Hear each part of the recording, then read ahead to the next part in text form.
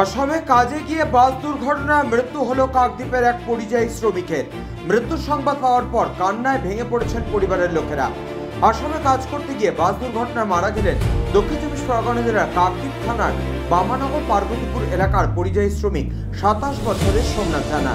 এ রাজ্যে তথা কাকদ্বীপে সেভাবে কোনো কাজ না পেয়ে পরিবারের আর্থিক অনটনের জ্বালায় ছেলে আসামের কোম্পানিতে পরিযায়ী শ্রমিকের কাজে যায়। বাড়িতে অসুস্থ বাবা মা এবং একমাত্র বোন, তাদের দেখভাল করার জন্য বাধ্য হয়ে নিজের রাজ্যে কোনো কাজ না পেয়ে পরিযায়ী শ্রমিকের কাজ করছিল গত প্রায় 5 বছর ধরে। এমনই মর্মান্তিক দুর্ঘটনায় মৃত্যুর সংবাদ শুনে কান্নায় ভেঙে পড়েছেন পরিবার থেকে আত্মীয় স্বজনরা।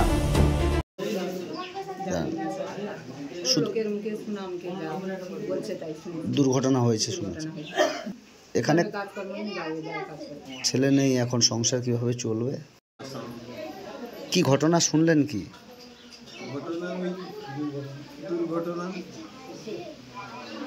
দুর্ঘটনা অ্যাক্সিডেন্ট ঘটনা।